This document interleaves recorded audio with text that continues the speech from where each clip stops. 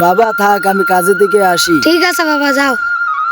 আকাশে ঝুলে পাতলা চাঁদ, মায়ের দুয়া ভিজে গলায়, তোর নামই ধরে হাতে হাত, তোর নামে দোয়া করি আজ রাতে, শহরের আলো জেগে আছে অন্তরে, প্রতিটা রোজা ভাঙে তোর স্মৃতিতে,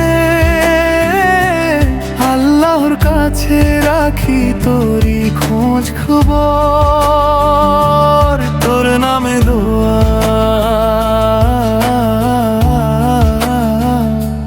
তোর নামে দোয়া সারাক্ষণ।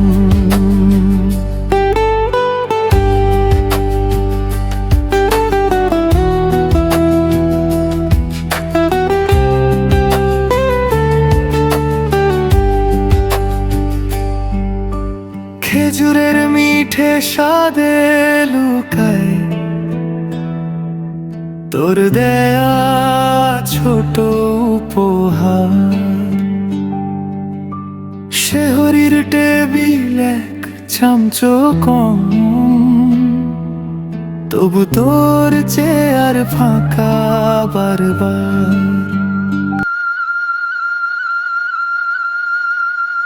বাবা, বাবা, বাবা,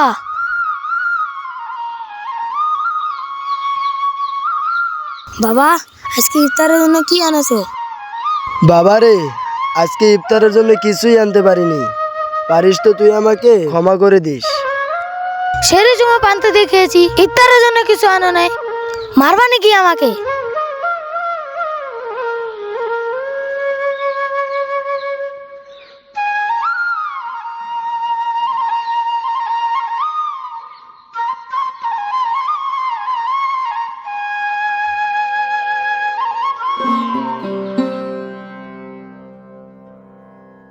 বাবা রে, তোকে তো সবকিছুই দিতে চাই, কিন্তু দিতে গেলে যে টাকা লাগে, সে টাকার বাড়ি কই? আসলে এর মধ্যে তোর কোনো দোষ নাই রে বাবা, আমি তো টাকা কামাতে পারিনি, কিন্তু তুই বড় হয়ে টাকা কামাবি একদিন, আমার মতো গরিব থাকিস না।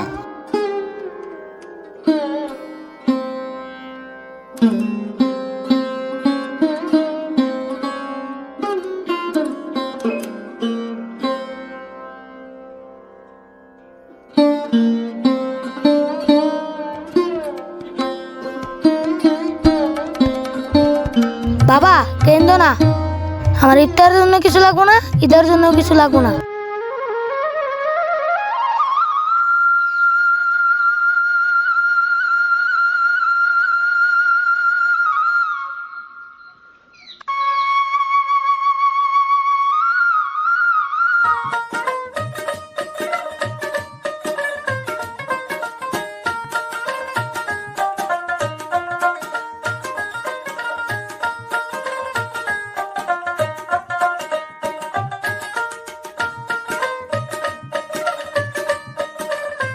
বাড়িতে কেউ আছেন? বাইরে আসেন তো। তোমার বাবা বাড়িতে আছে? হ্যাঁ, আমার বাবা ঘরে আছে, ডাকছি।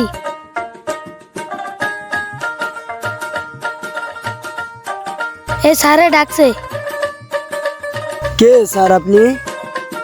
আমি সব ঈদে গরিব মানুষদেরকে সহায় করি, আর এইবারও সার্ভে করতে নামলাম, ফার্স্ট আপনাদের বাড়িতে এসেছি। আপনাদের আপত্তি না থাকলে আমি কিছু দিতে পারি কি? আমাদের মতো গরিব মানুষদের আবার ঈদ? আমার কিছু লাগবে না, আমার এই ছোট ছেলেটাকে দিলেই হবে।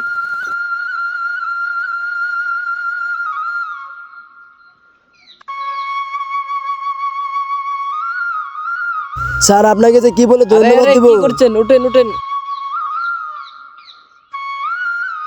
আপনাদের মতো বড় লোক মানুষ যদি আমাদের মতো গরিব মানুষদের পাশে দাঁড়ায়, তাহলে ঈদের সামনে সব গরিব মানুষদের মুখে হাসি ফুটবে।